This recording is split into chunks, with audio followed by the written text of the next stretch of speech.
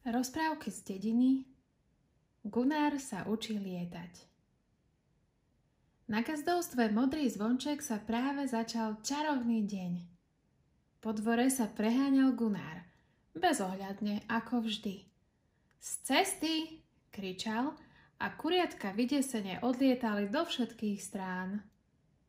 Gunnar sa na ne osopil. Na čo sú na svete také vtáky ako vy? Veď neviete ani lietať. Na čo je vták, ktorý nevie lietať? Sliepka bola síce nesmelá, ale teraz už mala práve dosť drzosti od Gunnára. Keď vieš tak výborne lietať, tak prečo som ťa nikdy nevidela vo vzduchu? Pýtala sa. Všetky ostatné husy lietajú okolo gazdovstva, ale ty nikdy. Dúfam, že dnes predvedieš, čo dokážeš. Gunnar sa zľakol. Mám dnes veľa práce, na lietanie mi nezostáva čas, vyhováral sa a potom odkráčal preč s tým, že sa niekam veľmi ponáhľa. Krave, ktorá ich počúvala, sa to stalo čudné. Pomaly išla za Gunnárom na pole a videla, že ani zďaleka nemá toľko práce, ako tvrdil. Vlastne nerobil vôbec nič, iba sedel a zúfalo sa pozeral na rybníček. Keď Gunnar uvidel kravu, zamračil sa na ňu. Bež preč, sypel. Mám veľmi veľa práce. Ale nehovor, povedala krava. A čože máš také dôležité na práci? Nestrážiš ovce ako pes, nedávaš mlieko ako ja. Dokonca ani neznášaš vajíčka ako sliepky. Tak prečo by si nemohol ukázať, ako vieš lietať? Ale sotva krava to hovorila, Gunnar sa dal do plaču. Z hrdla sa mu vydral vysoký hýkavý zvuk, ktorý pripomínal sirénu starého auta. Ale no tak, upokojovala ho krava. Čo sa deje? Naklonila sa k nemu a nechala ho, nech sa pri nej vyplače. Mám z lietania strach, vzlikal Gunnar. Nejde mi to a bojím sa, že nebudem vedieť lietať ako ostatní. Čo keď sa stratím? Čo keď spadnem na zem a všetci sa mi budú smiať? Gunnar plakal čoraz viac. Nechcem, aby to ostatné husy vedeli, inak sa mi budú vysmievať. To, ako si sa správal k sliepke, nebolo pekné. Tým skôr, že sám nevieš lietať. Zabučala krava prísne. Gunnar na to neodpovedal, iba vzlikal ešte hlasnejšie ako predtým. Pomôžem ti s lietaním, ak chceš, ponúkla sa krava. Musíš mi však sľúbiť, že budeš milý na ostatné zvieratká. Ale áno, budem, súhlasil namrzene Gunnar. Iba nechápem, ako ma krava môže naučiť lietať. To hneď uvidíš, nedala sa krava a hlasno zabučala. Na ten zvuk sa k rybníku pozlietali všetky vtáky z okolia. To sú moji kamaráti, zoznámila ich krava a poprosila vtáky, či by nemohli naučiť Gunnára lietať.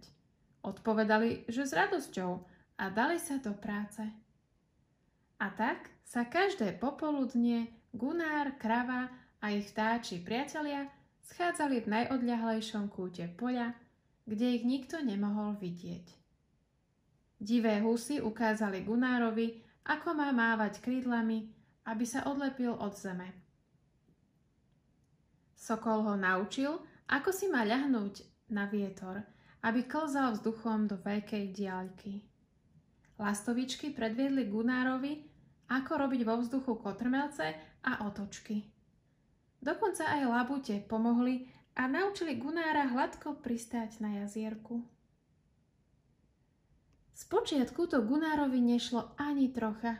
Narážal do stromov a každú chvíľu sa musel odraziť od zeme. Keď sa prvý raz pokúsil pristáť na jazierku, rovno sa potopil pod hladinu. Keď sa vynoril, zlostne vypľúval vodu.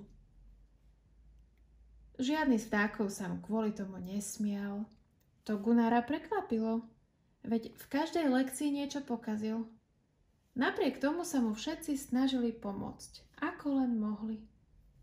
Gunnar sa pomaličky začal zlepšovať.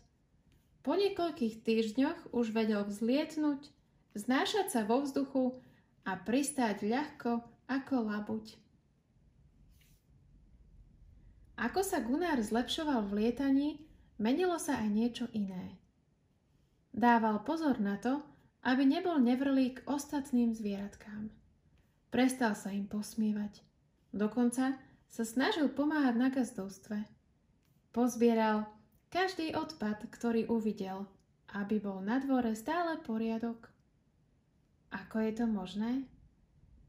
Bol skrátka taký šťastný, že sa učil lietať, že zabudol byť zlý na ostatných.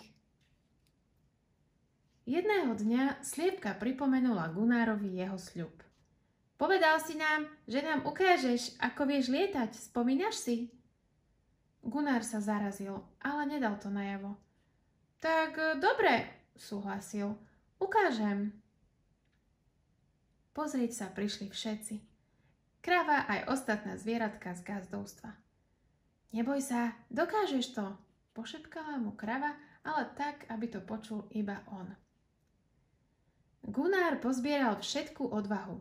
Rozbehol sa, ako najrýchlejšie vedel a zamával krídlami tak silno, až sa zľakol, že mu odpadnú. Potom sa pozrel dolu a videl, že sa vznáša nad gazdovstvom.